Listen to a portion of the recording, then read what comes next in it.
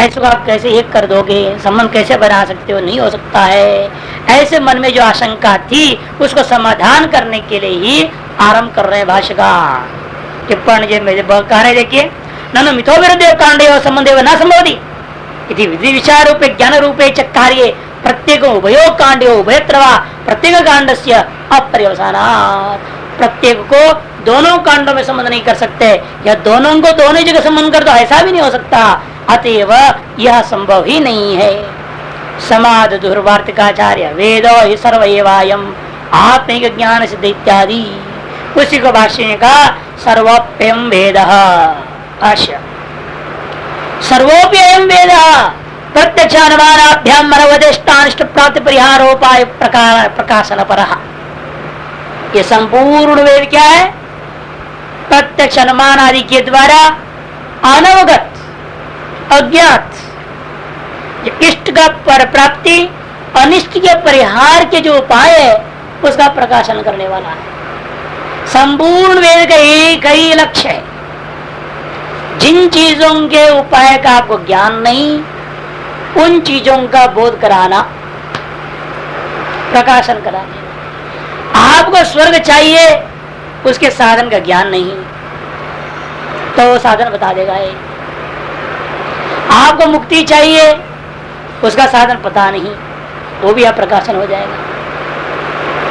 और आपको ज्ञान नहीं चाहिए, आप नरक में नहीं जाना चाहते हैं, तो उसका उपाय बता देगा। ये काम मत करो तो तुम्हें नए नरक में नहीं जाना पड़ेगा। और आपको अज्ञान नहीं चाहिए तो उसे क्या करना है फिर निरंतर, वो भी बताएंगे। क्या करना, ज्ञान नहीं करना, यही बात वेदों में बताया गया। इष्ट प्राप्ति के लिए क्या करना चाहिए, अनिष्ट का परिहार करने के लिए क्या करना चाहिए, यही बातों को समझाना ही वेद का मूल काम है। संपूर्ण वेद का यही लक्ष्य है। इहलोक परलोक और स्वरूप, तीन चीज। इहलोक में भी आप प्राप्त का प्राप्ति और अनिष्ट का परिहार, परलोक में भी अप्राप्त की प्राप्ति और अनिष्ट का परिहार, और स्वर्ग प्राप्ति संसार का परिहार, ये चीज है। तीन कोटि में सारा आ जाए, जितने भी है तीन कोटि में रख लेना है। दृष्ट फल वाले, अदृष्ट फल वाले, स्वरूप फल वाले। दृष्ट फल यह लोक संबंधी, अदृष्ट फल परलोक संबंधी, स्वरूप फल मोक्ष संबंधी।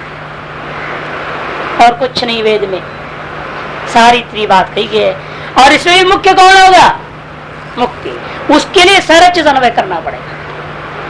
परम पुरुषार्थ के लिए अन्य पुरुषार्थों को भी लगा। अतः संपूर्ण वेद का लक्ष्य क्या होगा? एकमात्र मोक्ष का उपाय बताना, सीधी सी बात।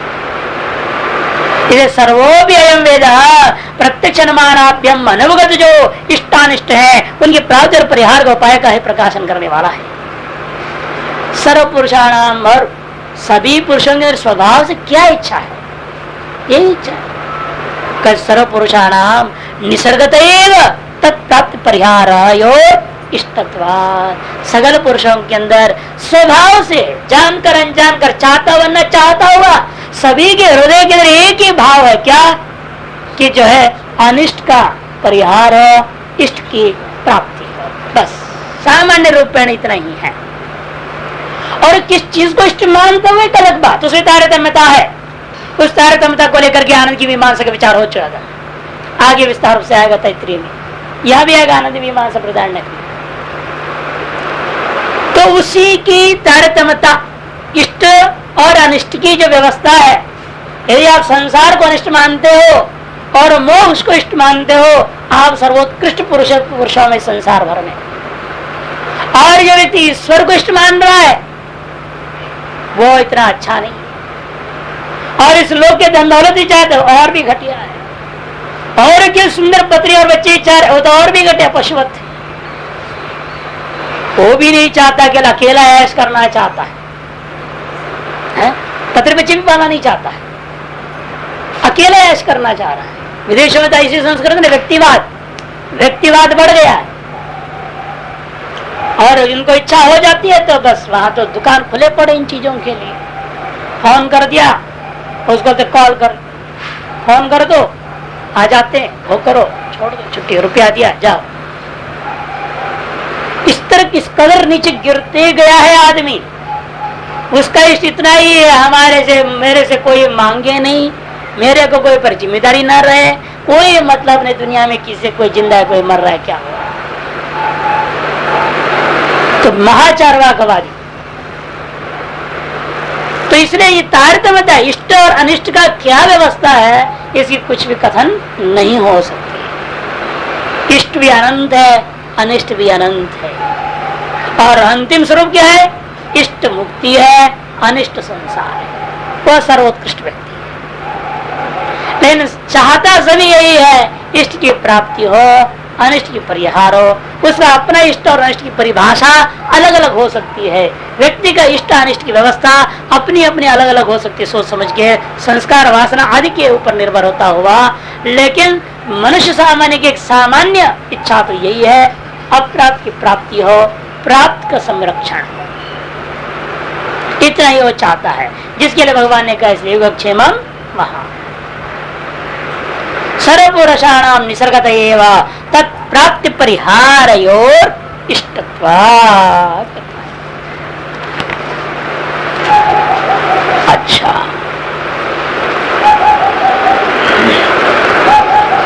दृष्ट विषये च इष्टानिष्ट प्राप्ति परिहारोपाय ज्ञान से प्रत्यक्ष अनुमानाभ्यमेव सिद्धत्वात् न आगमान्वेषणा।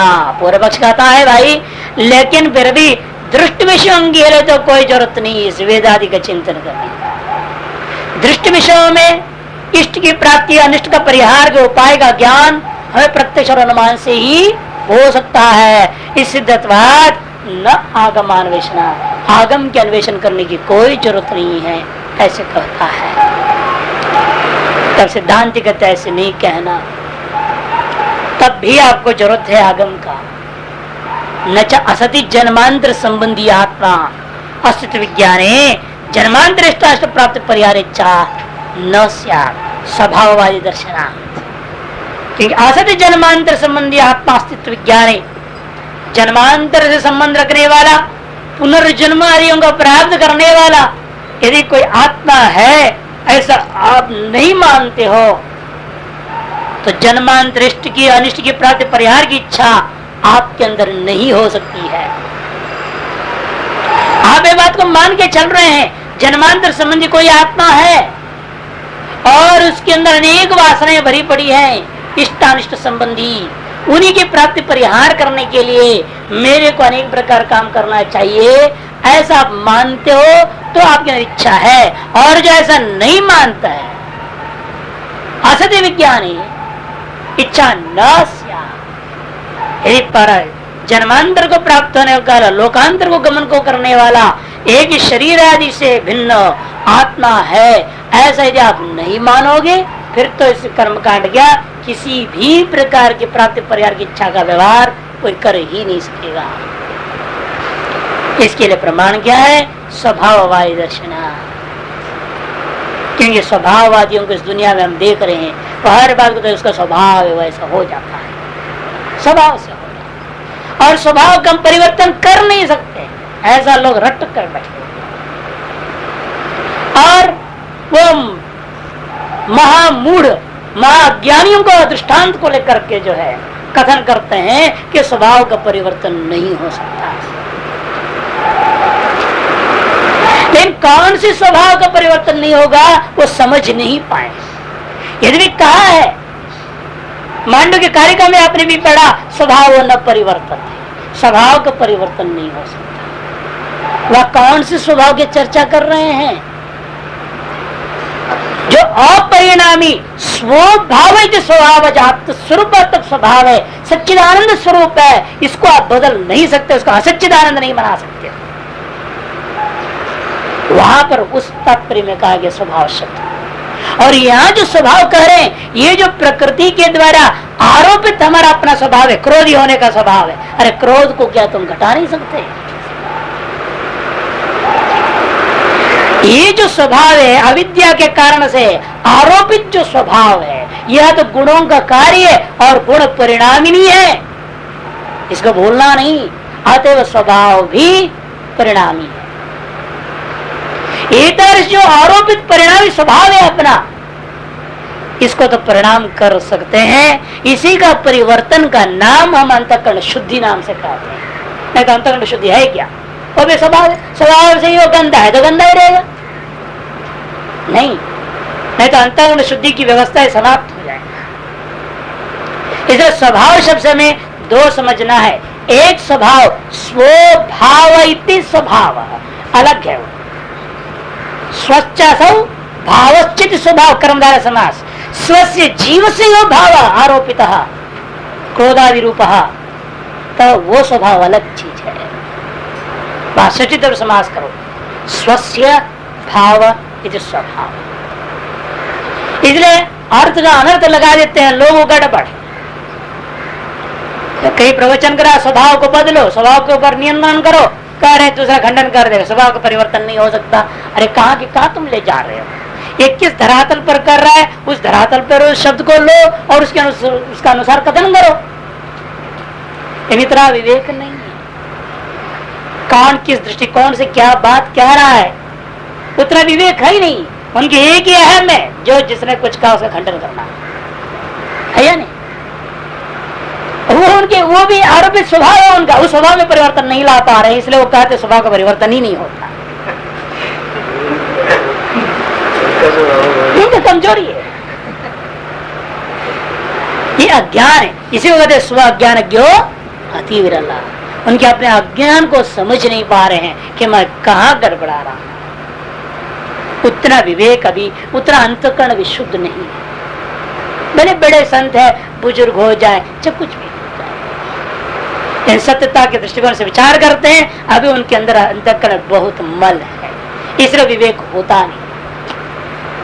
बल्कि पर खंडन में ही मन की प्रवृत्ति है, पर स्व का विवेचन करने में, मनन में प्रवृत्ति नहीं। श्रुति स्मृतियों का यथार्थ की ओर, तत्वार्थ गूढ़ार्थ जो बताया गया है, उस गूढ़ार्थ की ओर मनन करने की सामर्थ्य नहीं। अभी शब्दार्थ को लेकर के अपना गोल मटोल हो गए, उतने से समझिए मैं ब्रह्मज्ञानी हो गया, मैं समझ गया। समस्या यही है।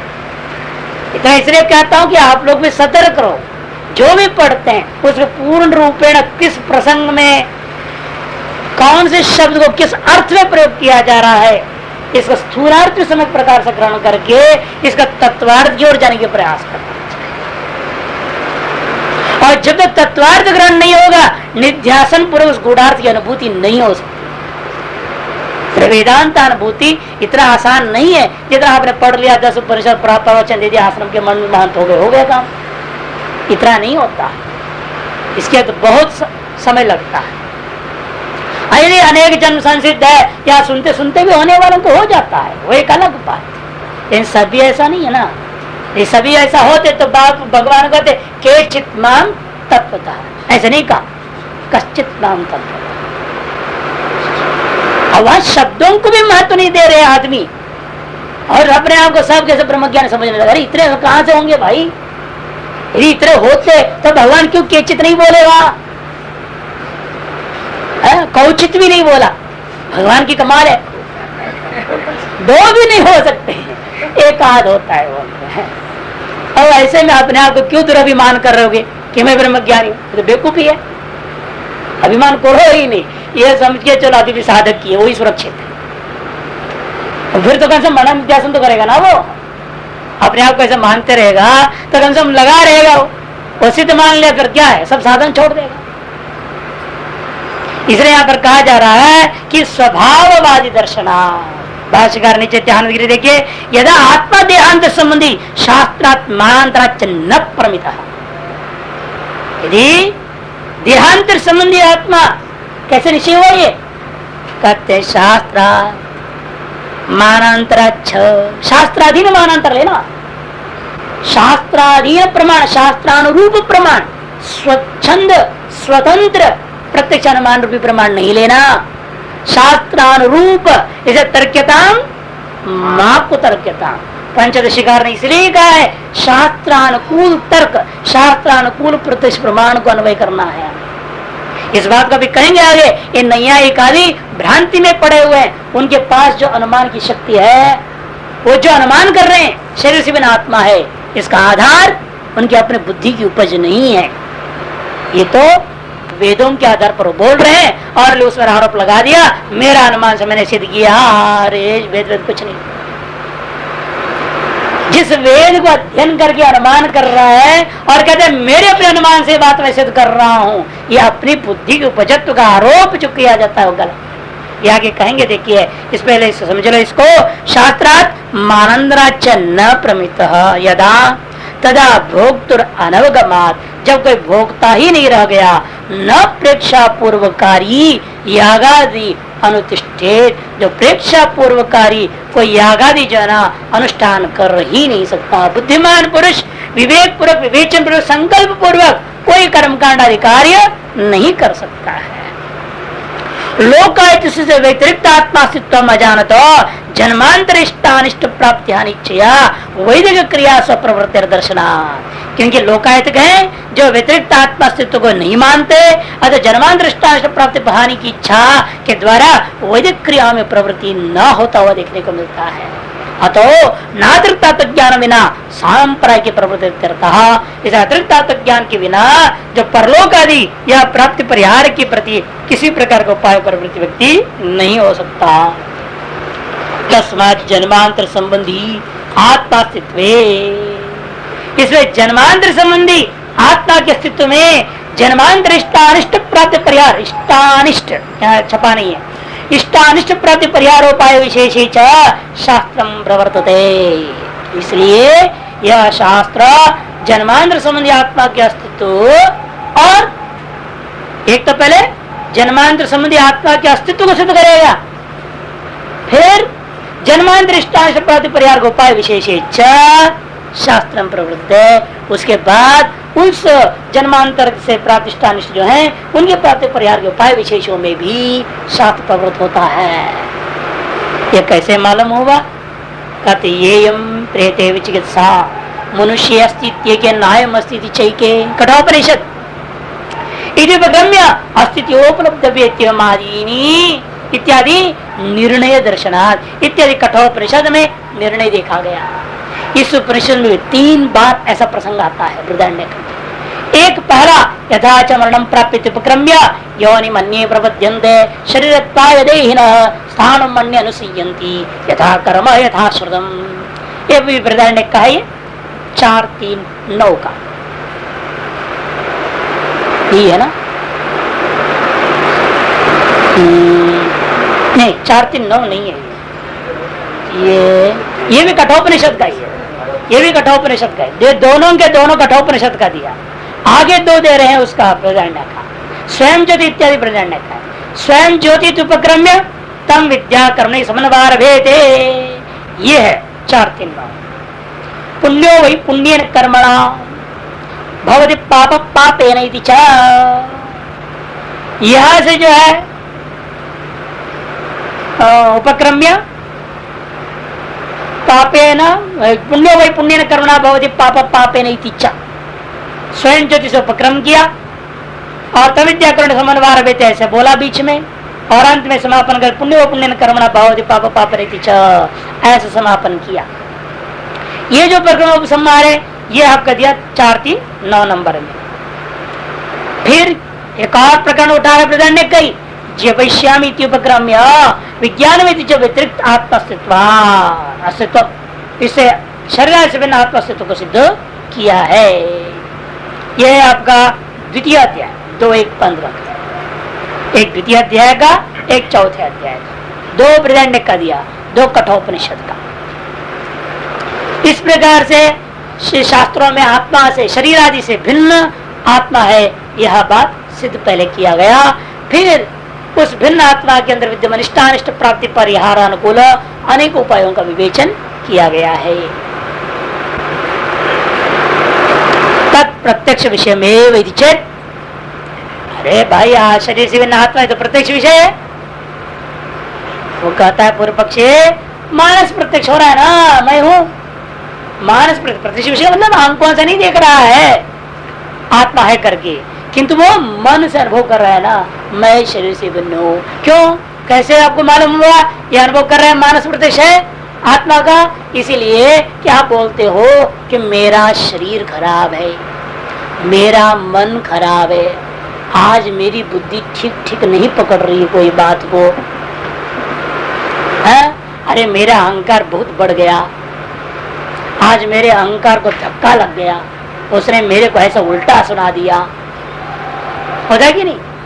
इसे आप अपने मन को देख रहे हो, बुद्धि को देख रहे हो, अहंकार को भी देख रहे हो, मेरा मूड ठीक नहीं है बोलते हो, आप अपने चित्त को भी देख रहे हो। अब मन बुद्धि अहंकार चित्त तो अंतःकरण है, इन चारों को भी आप अनुभव कर रहे हो।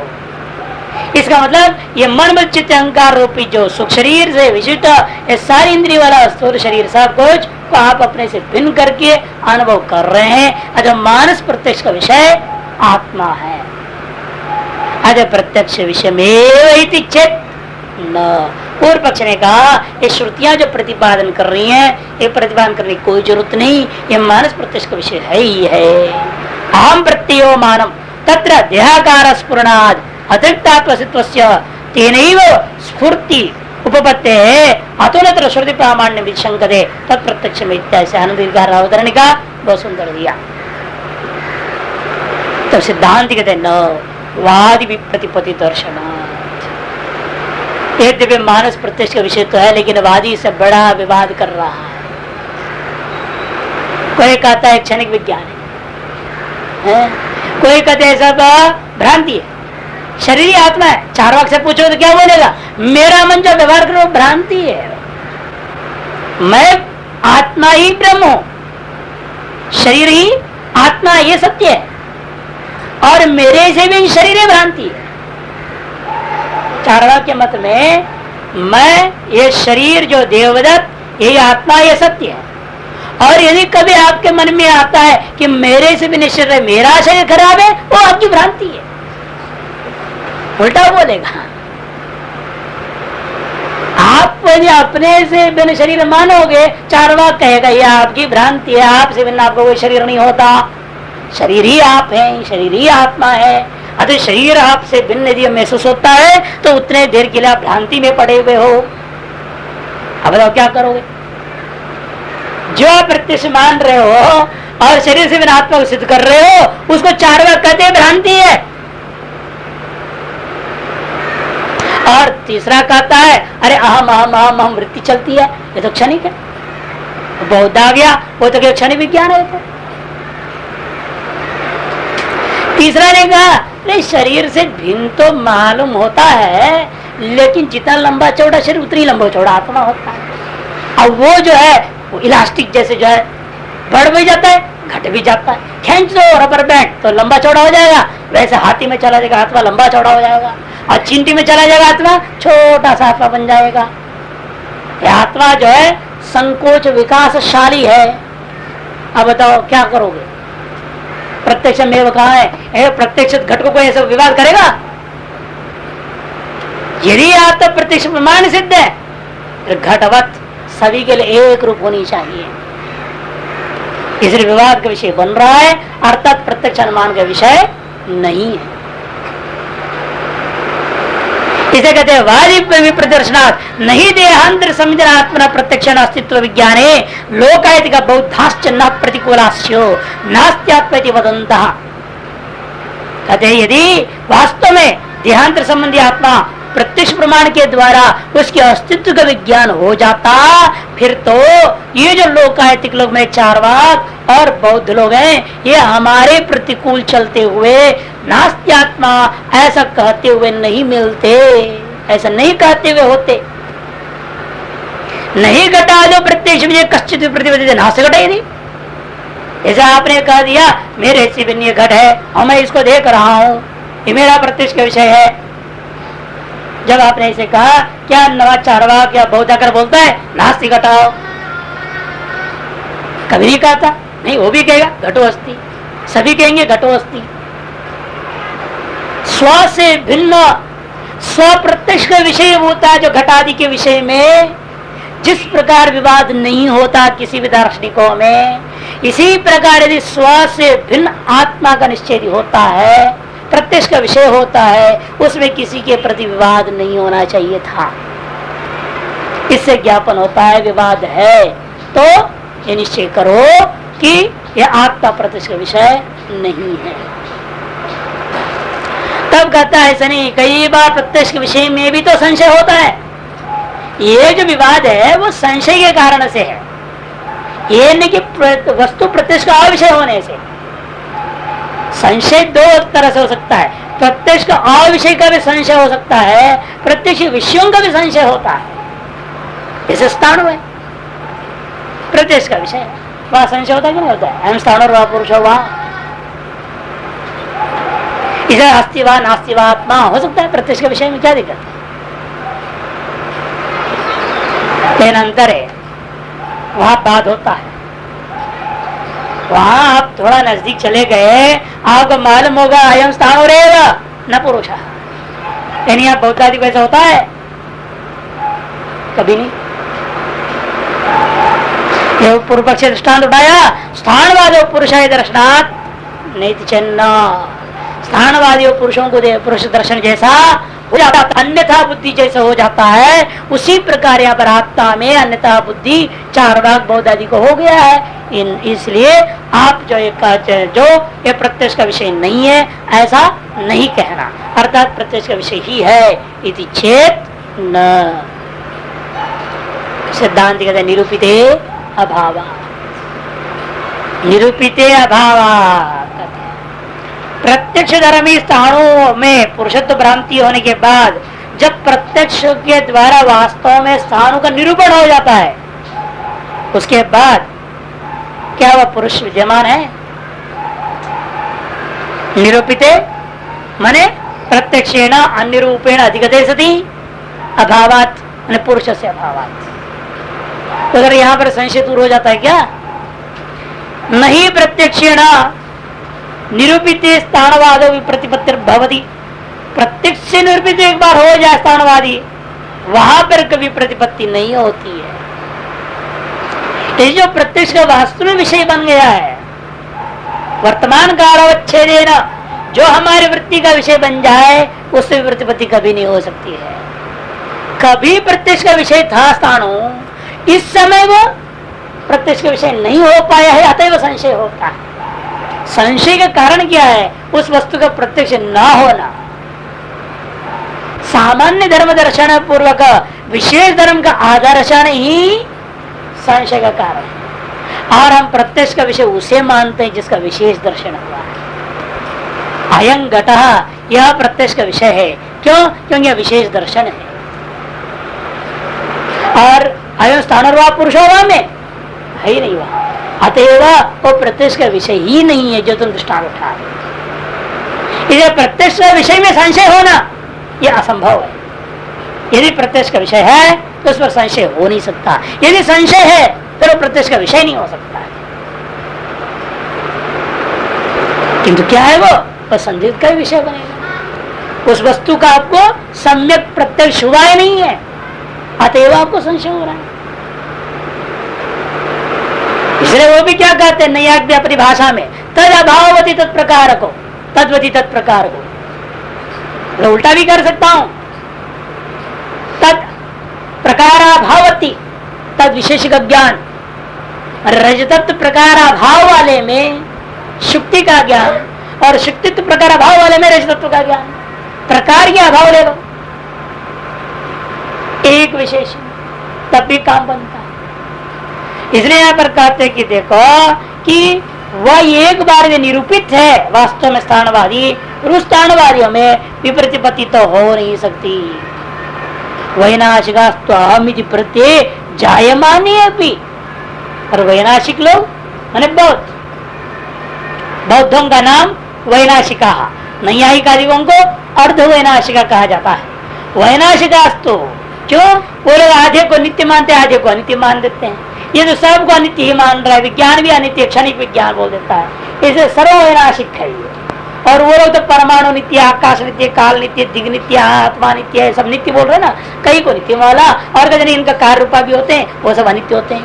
और इनमें गुण भी अनित्य है, कर्म भी अनित्य है, सब अनित्य बहुत सारे उन्होंने गिना दिया है। बहुत सारे अनित्य गिना दिया, बहुत सारे नित्य गिना दिया, इसलिए अर्ध वैनाशिक है वो। अरे पूर्ण वैनाशिक है। वैनाशिकास्तो उन्हें भी अहम प्रत्यय होता है, लेकिन वहां पर उस अहम प्रत्यय में शरीर भिन्न आत्मा को प्रत्यक्ष नहीं हुआ उनको। यदि होता जाएगा भी ध्यान व्यतिरिक्त से नास्तित्व में प्रतिजानते, यदि भी देखो उनको भी अहम इत्याकार प्रत्यय को उत्पन्न होने के बावजूद वो क्या कह रहे हैं, देहांतर से व्यतिरिक्त आत्मा नाम का चीज है ही नहीं, नास्तित्व में प्रतिजानते, नास्तित्व का ही वो प्रतिज्ञा कर रहे हैं, अस्तित्व की प्रतिज्ञा नहीं कर रहे हैं। इसे उनको भी अहम प्रत्यय का ज्ञान हो रहा है, आपको भी हो रहा है, सबको अहम का अहमाकार ज्ञान होता है। लेकिन अहमाकार ज्ञान सबको होने के बावजूद आप वेदांती आदि ही केवल शरीर से भिन्न अहम प्रत्यय का विषयभूत आत्मा को मानते हो शास्त्र के आधार पर, और अन्य लोग उस अहम प्रत्यय को भी भ्रांति मानते हैं। इसलिए उनको देखो, यदि वास्तव में प्रत्यक्ष का विषय होता, वो भी प्रत्यक्ष कर रहे हैं ना अहम प्रत्यय, फिर वो क्यों नहीं आत्मा को स्वीकार कर रहे हैं? तो सबको अहम प्रत्यय का प्रत्यक्ष हो रहा है, सबको अहम प्रत्यय प्रत्यक्ष होने के बावजूद भी सभी देह से बिना आत्मा के अस्तित्व को स्वीकार नहीं कर रहे हैं। ये तो है नहीं, ये नहीं है कि वेदांति कोई अहम प्रत्यय का विषय का प्रत्यक्ष हो गया और शरीर से बिना आत्मा को मानेगा, और उसको अहम प्रत्यय का प्रत्यक्ष ही नहीं हो रहा हो तब तो बात अलग है। लेकिन बौद्धों को भी अहम प्रत्यय का प्रत्यक्ष हो रहा है, चारवाक को भी अहम प्रत्यय का प्रत्यक्ष हो रहा है, फिर भी वो शरीर से भिन्न आत्मा नहीं है ऐसा ही प्रतिज्ञा कर रहे हैं। अतएव निष्कर्ष निकलता है या वास्तव में आत्मा प्रत्यक्ष का विषय ही नहीं है। अतएव कोई निश्चय नहीं कर पा रहा है, अहम प्रत्यय पर आधारित होकर मानस प्रत्यय का विषय रूपेण आत्मा को कोई ग्रहण नहीं कर सकता। वैलक्षण्यात् प्रत्यक्षात् न आत्मा सिद्धि ही, इसलिए प्रत्यक्ष विषयों से विलक्षण होने के कारण से प्रत्यक्ष प्रमाण के द्वारा आत्मा के अस्तित्व की सिद्धि नहीं हो सकती। तथा अनुमानादपि, इसी प्रकार अनुमान से भी आप सिद्ध करना चाहो तो नहीं सिद्ध कर सकते, क्योंकि अनुमान भी प्रत्यक्षाधीन है। व्याप्ति ग्रहण के बिना आप तो अनुमान कर नहीं सकोगे। व्याप्ति ग्रहण करने के लिए इन इंद्रियों को गुणादि विशिष्ट वस्तु की अपेक्षा है, तन्निरपेक्ष होकर ग्रहण तो कर नहीं सकता है, और आत्मा गुणादि से रहित है, इसे तन्निष्ठ व्याप्ति आप कभी ग्रहण कर ही नहीं सकते। अतः कह दिया प्रत्यक्ष विषयों से विलक्षण से जब प्रत्यक्ष के द्वारा आत्मा की सिद्धि नहीं हो सकती, तो अनुमान से भी आत्मा की सिद्धि आप नहीं कर सकते। श्रुत्या आत्मास्तित्व लिंगस्य दर्शितत्वात् लिंगस्य प्रत्यक्ष विषयत्वात् न इति चिन्ह। और पक्षी कहता है नहीं जी, अनुमान से सिद्ध हो सकता है, क्यों? श्रुतियों ने क्या किया, लिंग को बताया, हेतु को बताया। अनुमान में जो हेतु होता है ना, वो हो गया लिंग, उनको बताया है। और लिंग कैसे ज्ञान हुआ आपको? प्रत्यक्ष का विषय है। अतएव अनुमान से सिद्ध हुआ कि नहीं हुआ? प्रत्यक्ष से लिंग ग्रहण किया, लिंग से अनुमान कर लिया। और जो प्रत्यक्ष लिंगों को ही श्रुति ने अनुमान किया है केवल, तो पूर्व पक्ष का कहना है वो लिंग तो हमारी अपने दिमाग की थी, अपने उपज है, वो हमारी अपनी तर्क कुशल बुद्धि से हमने प्रत्यक्ष के द्वारा अनुमान बनाया, उसमें जो हेतुओं को प्रस्तुत किया, हमारे द्वारा प्रस्तुत हेतुओं को श्रुति ने बताया, अर्थात हमने प्रस्तुत किया और उसको श्रुति अनुवाद कर रही है। तो श्रुति तो अनुवाद ही नहीं हो गई ना, वो तो अप्रामाणिक है, अनुवाद अप्रमाण होता है। हमने प्रत्यक्ष हेतुओं को जब बोल रहा हूँ तो इसलिए मेरा बात अनुमान हुआ, इसे तर्क तार्किक कहता है। अनुमान प्रमाण से आत्मा को जान लिया, उसको श्रुति ने उसको क्यों अनुवाद कर, इसलिए कहता है श्रुत्या आत्मा से लिंग से दर्शितत्वात्, श्रुति के द्वारा आत्मा की अस्तित्व संबंधिनी जो लिंग है उनको दर्शाया गया है। और लिंग से प्रत्यक्ष विषय, और लिंग क्या है? प्रत्यक्ष विषय है। इसीलिए आपका जो कथन है अनुमान प्रत्यक्ष आदि से आत्मा के सिद्ध नहीं होता, ऐसा नहीं कहना। इति चेत न जन्मांतर संबंध से ग्रहणा, जन्मांतर के साथ आत्मा का संबंध है, ये आपने प्रत्यक्ष से कोई लिंग से ग्रहण किया? प्रत्यक्ष तो विवक्षित विप्रतिपत्ति होगा। कहते देखो यहाँ पर न आत्मा से तो प्रसिद्धि इति संबंधार्थ तथा शब्द या अयम भाव इच्छादियां स्वातंत्र स्वरूपा सिद्धि। इच्छादियां यदि स्वतंत्र है उनके स्वरूप ही सिद्ध नहीं हो सकेगा। परतंत्र है परस्पर आश्रितम आधार सीधानी में साध्य मानत्वात्। परस्पर आश्रय दोष हो जाएगा क्योंकि अभी तक आधार ही सिद्ध नहीं हुआ, आत्मा ही सिद्ध नहीं हुआ। इच्छाएं कहाँ रहती है? आत्मा में। ये तो नहीं है कहता है, तार्किकों के हिसाब से बात चल रही है अभी। इसे कहते हैं वहां तो अन्योन्य आश्रय दोष हो जाएगा क्योंकि अभी आत्मा ही सिद्ध नहीं हुआ तो इच्छा का स्वरूप सिद्ध कहां से आएगा? इच्छा के दिन आत्मा की सिद्धि, आत्मा के दिन इच्छा की सिद्धि हो जाए तो अन्योन्य आश्रय दोष है। क्वचित शब्देन च आश्रयम आश्रय मात्र वचने सिद्ध साधन। और किसी शब्द को ले द्वारा आप मान लो आश्रय सामान्य का कथन करना चाह रहे हो, फिर सिद्धांत दोष है क्योंकि वेदांति कहता है मन में रहता इच्छा। श्रुति क्या करता है ना? वो है ना, वो क्या चिकित्सा विचिकित्सा इत्यादि है ना। काम संकल्पो विचिकित्सा धृति धृति ही श्रद्धा और री ह्री धी इत्येतत् सर्वं मनएव। नहीं आश्रय सामान्य की सिद्ध करोगे तो मनादि हो जाएगा। मनसा तदाश्रय से सिद्धत्वात् आत्मोक्त दृष्टांत साध्य विकलता। यदि आत्मा का कथन करना चाहते उस आश्रय शब्द से वहां पर आपका साध्य नहीं घटेगा, सगुणत्व नहीं घटेगा। क्या हमारे यहाँ आत्मा तो सगुण नहीं माना जाता? इच्छा दिया वहां है नहीं, साध्य प्रसिद्धि दोष हो जाएगी। यह प्राण न प्राण इत्यादि श्रुतिया प्राणादि व्यापार से लिंगस्य आत्मा प्रदर्शित्वात्। पूर्व पक्षी कहता है भाई यह प्राणे न प्राणी दे है ना इत्यादि श्रुतियों के आधार पर प्राणादि व्यापार, प्राणादि जो व्यापार है यह प्रधान श्रुति है। यह प्राणे न प्राणी दी इत्यादि श्रुति के द्वारा स आत्मा सर्वांतर ऐसे कह दिया। इधर से प्राणन क्रिया के माध्यम से आत्मा के अस्तित्व सिद्ध प्रत्यक्ष प्रमाण सिद्ध हो रहा है। श्रुति वही बात बोल रही है केवल। ये पूर्व पक्ष कहता है प्रदेशत्वात् आत्मा से प्रदेशत्वात् तस्य व्याप्ति सापेक्ष और व्यक्ति का सापेक्ष अदे प्रत्यक्ष सिद्ध आत्मविषयत्व। प्रत्यक्ष आदि से सिद्ध आत्मविषयक है वो, न तो शब्द ही गम्यता। इसे एक बार श्रुति गम्य है ये आपका बात खंडित हो गया। ऐसे जब आशंका कर उसने कहा तब जवाब दिया कि छिन्न यो अचेतन व्यापार सचेतनाष्टान पूर्वक हो यथार्थादि व्यापार। जो अचेतन व्यापार है वह चेतनाधिष्ठान पूर्वक होता है जैसे रथादि का व्यापार है। अचेतन में दिखाई दिया वो जो व्यापार है वह चेतनाधिष्ठित होता है जिसे रथादि व्यापार के समान। इस तरह से आत्मा के सिद्ध कर देगा अनुमान से। हेतु बना दो अचेतनाधिष्ठित शरीरनिष्ठ व्यापार। शरीरनिष्ठ व्यापार है प्रत्यक्ष है ना, इसको पक्ष बना दो। शरीरनिष्ठ व्यापार चेतनाधिष्ठित क्यों? अचेतन दृष्टत्वात् यथा तथादि व्यापार।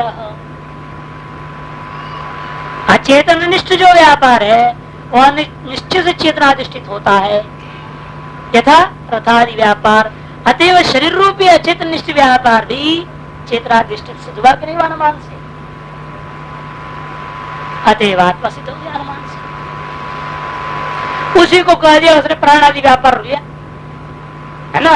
यह प्राणे न प्राण क्या है? प्राण व्यापार है, शरीरनिष्ठ व्यापार है।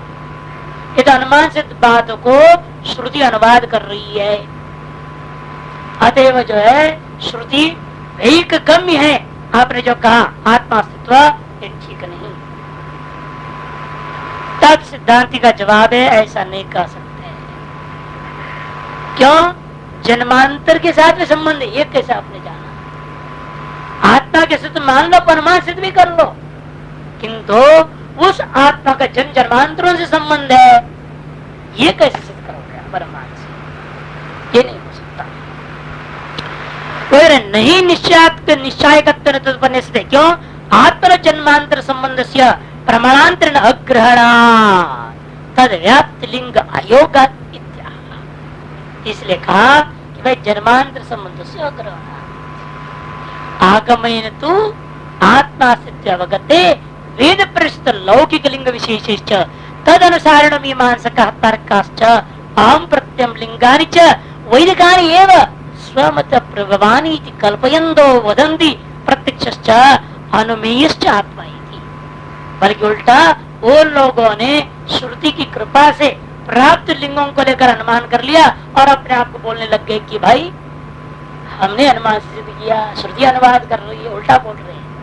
श्रुति का कहा हुआ बात को अपना अनुमान बना रहे हो और उल्टा बोल रहे हो। आगमीन तो आत्मा सिद्ध अवगत है, श्रुति के द्वारा शब्दिक प्रमाण के द्वारा आत्मा की अस्तित्व और आत्मा शरीर से भिन्न और जन्मांतर संबंधी ये तीनों बात केवल शब्द से सिद्ध आत्मा माने शब्द प्रमाण में श्रुति से सिद्ध है। आत्मा है और आत्मा शरीर से भिन्न भी है और वह आत्मा अनेक जन्मों के साथ संबंध रखने वाला है, अतः स्वर्ग आदि लोकों पे पहुंचने वाला है। ये किस लिए करे? कर्माधिकार सिद्ध करने। याद रखना, शुद्ध आत्मा की बात ब्रह्म की बात नहीं हो रही है, जीवात्मा का बात हो रहा है जो कर्माधिकारी है। ये तो विचार चल रहा था ना, शुरू यहाँ से हुआ है।